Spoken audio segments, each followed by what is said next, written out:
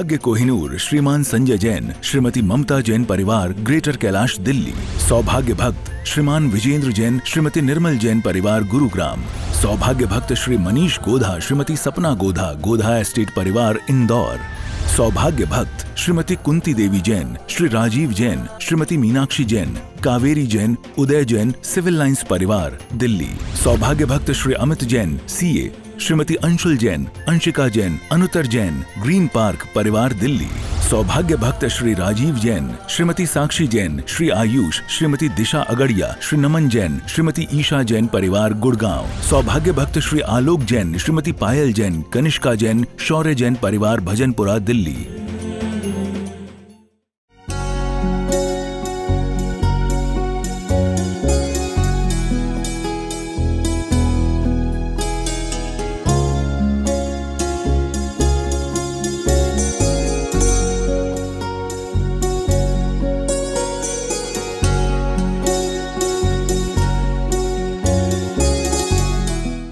का यह चातुर्मास अनोखा ऐतिहासिक चातुर्मास न भूतो न भविष्य ऐसा चातुर्मास कश्मीर स्थान में हुआ। हम सभी ने सोचा भी नहीं था ऐसा उत्कृष्ट रीति से और तन मन भक्तिभाव से औरंगाबाद और परिसर के भक्तों ने वहाँ का संपूर्ण लाभ लिया। पंच कल्याण बहुत उत्साहपूर्ण हुआ।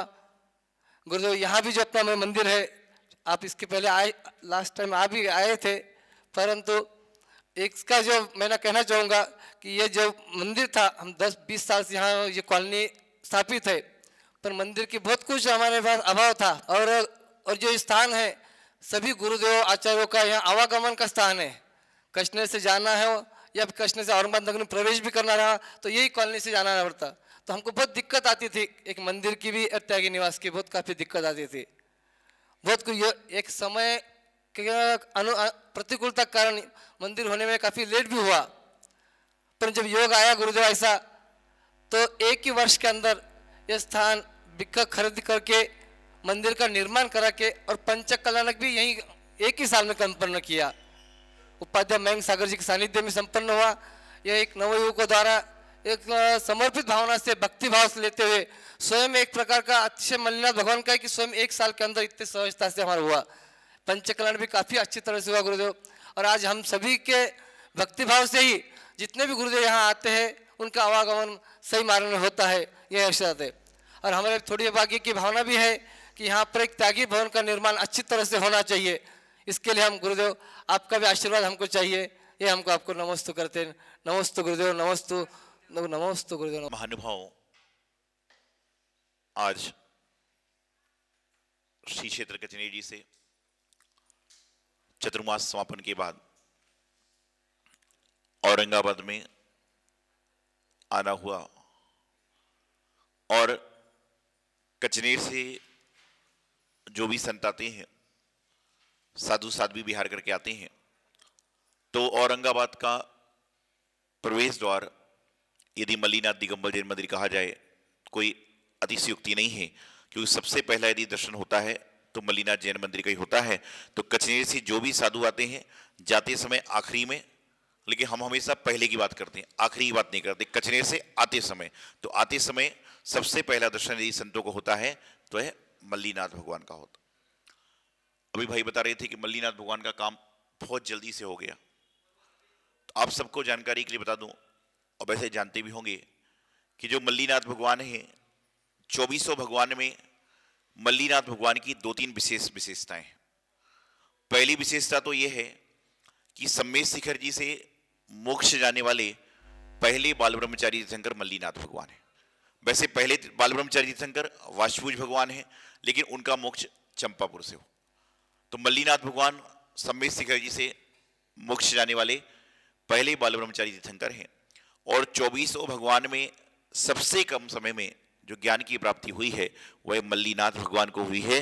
तो यदि मल्लिनाथ भगवान को जब सबसे कम समय में केवल ज्ञान की प्राप्ति हुई है, तो बहुत कम समय में आपका जिन मंदिर का निर्माण हो गया, तो कोई बड़े आश्चर्य की बात नहीं है, बड़े अतिशयोक्ति की बात नहीं है। जिन मंदिर का निर्माण, जिन चैत्यालय का निर्माण, संत भवन का निर्माण, ये आप करने वाले नहीं हैं और हम कराने वाले नहीं। ये तो जब प्रभु की इच्छा हो जाती है वह अपने स्थान पर आकर स्वयं बैठ जाते हैं, उनको कोई बैठा नहीं सकता और उनको हिला नहीं सकता। मैं हमेशा एक बात कहता हूं, पैसे से धर्म नहीं होता, पुण्य से धर्म होता है। यदि पैसे से धर्म होता तो जितने पैसे वाले हैं सब मंदिर के अंदर होते, लेकिन पुण्य से धर्म होता है, इसलिए पैसे वाले कई बार बाहर घूमते रहते हैं, लेकिन पुण्यवान जो श्रावक होता है वह भगवान के चरणों में आ जाया करता है। तो पुण्य कमाने के लिए पैसा नहीं, बल्कि आपको पुण्य चाहिए जब आप पर धर्म कर पाओ। आप विचार करिए कि जब हम कथाओं को पढ़ते हैं, उस कथाओं में आता है कि एक त्रियंच प्राणी भगवान महावीर स्वामी के श्रमोषण में जा रहा था। उसने सुना कि भगवान महावीर स्वामी का श्रमोषण लगा हुआ है, तो क्यों ना मैं भी चलूं।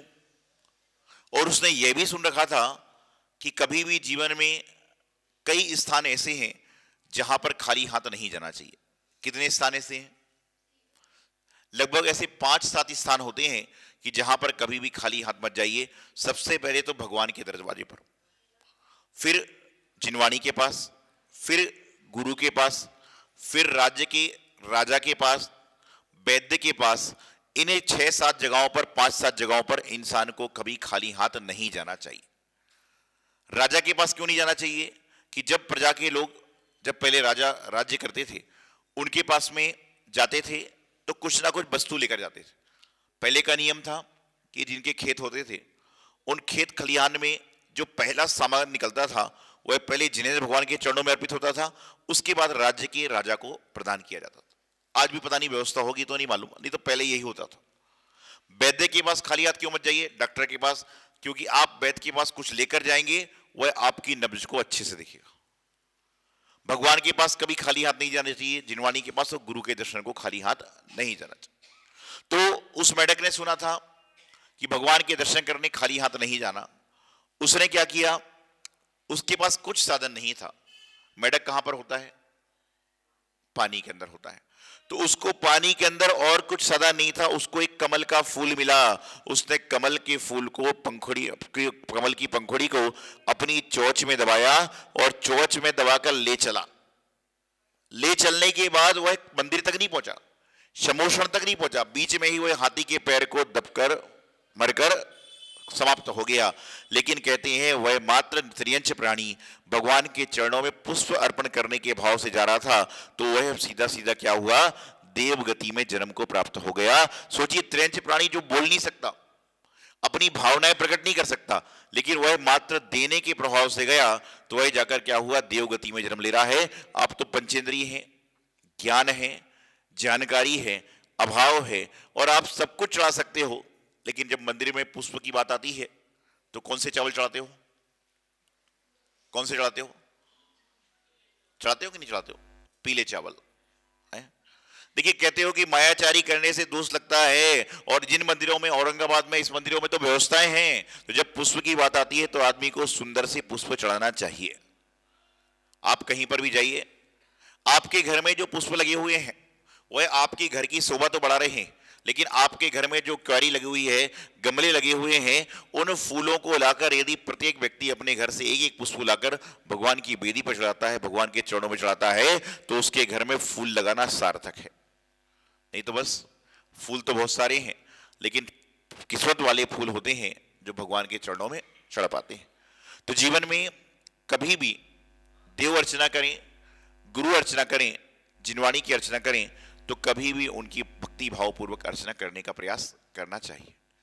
आज संसार में बहुत सारे लोग आते हैं, जाकर क्या कहते हैं? हर व्यक्ति चाहे खेल के मैदान में हो, चाहे स्कूल में हो, चाहे कहीं पर भी हो, चाहे दौड़ लगा रहा हो, चाहे क्रिकेट खेल रहा हो, चाहे फुटबॉल खेल रहा हो, क्या चाहता है? कि मैं जीत जाऊं। हर व्यक्ति चाहता है कि मैं जीत जाऊं, लेकिन सारे संसार में एक ऐसी जगह होती है जहां पर आकर कहता है इंसान कि मैं हार ले जाऊं। कौन सी जगह होती है?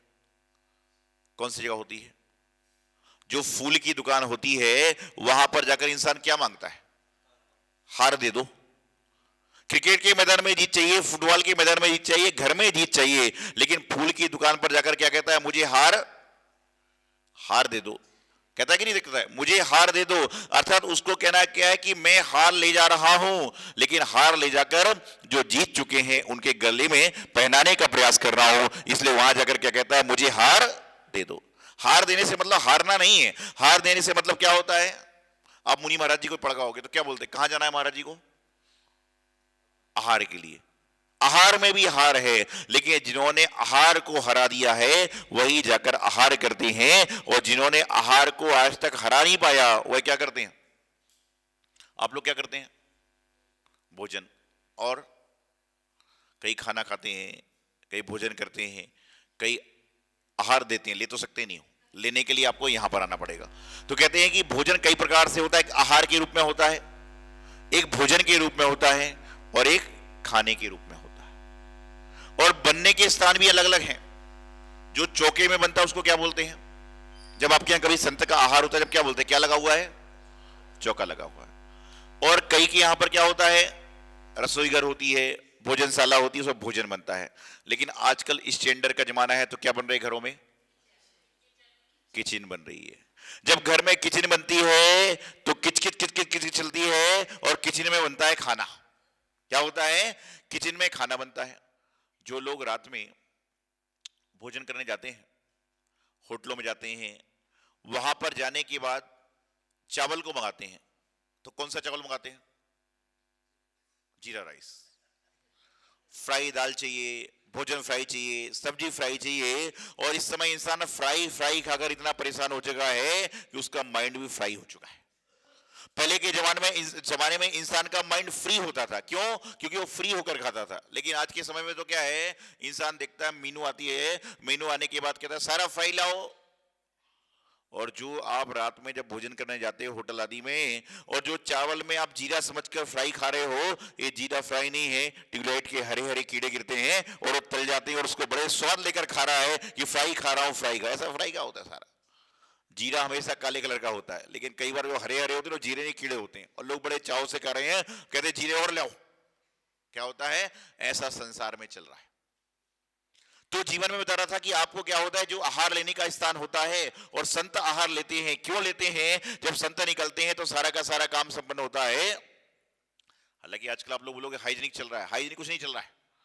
हाइजीनिक खाने के बाद में होटल में आदमी खाता है, बीमार पड़ जाता है। हाइजीन कुछ भी नहीं, उसके हाथ में हाइजीन है, लेकिन ट्यूबलाइट से गिरने में कोई हाइजीन नहीं है। तो मैं आपको बताना चाह रहा था कि संत आहार लेते हैं, ग्रस्त भोजन करता है। और कई लोग ऐसे होते हैं, आपने कभी अपने घर के बाहर जानवर को आते हुए देखा होगा। आप केले दे दो, केला खाएगा, पड़ोस के घर पर जाएगा, रोटी खा लेगा, उसके बाद जाएगा और कुछ खा लेगा। जो चलते चलते ही खाता है उसको क्या कहते हैं, बताइए ना। चलते चलते जो खाता है उसको क्या बोलते हैं, गाय भैंस बैल नहीं होते, चलते चलते खाते रहते हैं, क्या बोलते हैं उनको, जानवर कहते हैं। तो जिस समय आपके हाथ में प्लेट हो और आप चलते चलते खाने का प्रयास कर रहे हो, तो अपने आप को क्या समझना कि मैं भी, अभी आपने क्या बोला, जो चलते चलते खाता है वो जानवर होता है। तो जिस समय आपके हाथ में प्लेट हो और आप चलते चलते खाने का प्रयास कर रहे हो, तो आप सोचना मैं इंसान नहीं हूं, मैं जानवर हो गया।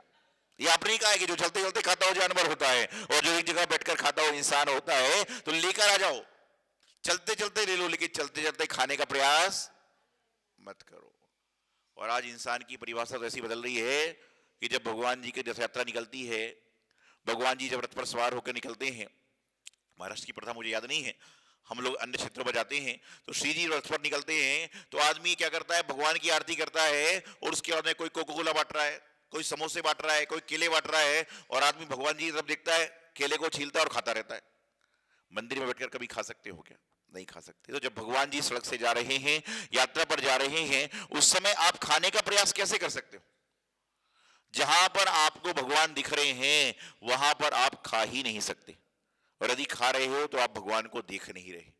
और एक बात ध्यान रखिए, भगवान, मैं हमेशा एक बात कहता हूं कि परमात्मा की, हमारी नजर परमात्मा पर कब कब है मुझे मालूम नहीं, मेरी आपकी नजर परमात्मा की ओर कब कब होती है मुझे मालूम नहीं, लेकिन परमात्मा की नजर 24 घंटे हम पर होती है, ये मुझे पक्का मालूम है। तो जिसकी नजर परमात्मा पर है वह गलत काम नहीं कर सकता, और जिसके ऊपर परमात्मा की नजर है वह भी गलत काम कभी जीवन में कर ही नहीं सकता।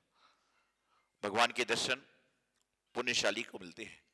आप दर्शन स्तुति पढ़ते हो, दर्शनम देव देवस्य दर्शनम पाप नाशनम, दर्शनम स्वर्ग सोपानम और दर्शनम मुक्ति साधनम। कहते हैं पद्म पुराण ग्रंथ को पढ़िए कि एक बार व्यक्ति मंदिर आने का भाव बना ले घर से, यदि घर से मंदिर आने का भाव बना लिया तो उसको सैकड़ों उपवास का फल मिल जाता है। यदि किसी कारण से नहीं भी आ पाया तो भी उसको फल मिलता है। मंदिर से चला, और मंदिर से चलने के बाद पहले के समय में जब लोग घर से मंदिर जाते थे तो हाथ में चावल होते थे। जब चावल हाथ में होते थे तो सब लोग समझ जाते थे कि इंसान कहां पर जा रहा है, मंदिर जा रहा है। लोग उससे फालतू वार्तालाप नहीं करते थे, और वह व्यक्ति भी क्या करता था, प्रभु पतित पावन में अपवन मेरी भावना आदि आदि लेकर चलता था। लेकिन आज के समय में तो कई तरह के लोग होते हैं, जैसे आपका मंदिर सड़क से दिखता है तो कई लोग सोचते हैं ऑफिस जा रहा हूं, कार को मंदिर के सामने रोक लूंगा और मल्लीनाथ भगवान की जय और आगे चल जाऊंगा। ऐसे भी लोग संसार में होते हैं, वो भी पुण्य कर रहा है। लेकिन जिस प्रकार से भोजन को देखकर भूख नहीं मिटती, उसी प्रकार से प्रभु के सामने विनय पूर्वक बैठकर नमस्कार करने के पहले भूख इंसान की मिटती नहीं है। यदि मात्र प्रभु को देखकर पुण्य मिलने लग जाता तो सारे के सारे लोग रास्ते चलते भगवान का नाम सुबह शाम लेते और सारा काम संपन्न कर देते। भोजन पेट में जाएगा तो आपकी भूख मिटेगी, उसी प्रकार से परमात्मा का नाम आपके जिह्वा पर आएगा, उसके बाद जीवन में उतरेगा तो आपकी पेट की भूख उतरेगी। तो अपने जीवन का आपको कल्याण करना है। सौभाग्य कोहिनूर श्रीमान संजय जैन, श्रीमती ममता जैन परिवार, ग्रेटर कैलाश दिल्ली। सौभाग्य भक्त श्रीमान विजेंद्र जैन, श्रीमती निर्मल जैन परिवार, गुरुग्राम। सौभाग्य भक्त श्री मनीष गोधा, श्रीमती सपना गोधा, गोधा एस्टेट परिवार, इंदौर। सौभाग्य भक्त श्रीमती कुंती देवी जैन, श्री राजीव जैन, श्रीमती मीनाक्षी जैन, कावेरी जैन, उदय जैन, सिविल लाइंस परिवार, दिल्ली। सौभाग्य भक्त Shri Amit Jain, CA, Shrimati Anshul Jain, Anshika Jain, Anuttar Jain, green park परिवार, दिल्ली। सौभाग्य भक्त श्री राजीव जैन, श्रीमती साक्षी जैन, श्री आयुष, श्रीमती दिशा अगड़िया, श्री नमन जैन, श्रीमती ईशा जैन परिवार, गुड़गांव। सौभाग्य भक्त श्री आलोक जैन, श्रीमती पायल जैन, कनिष्का जैन, शौर्य जैन परिवार, भजनपुरा, दिल्ली।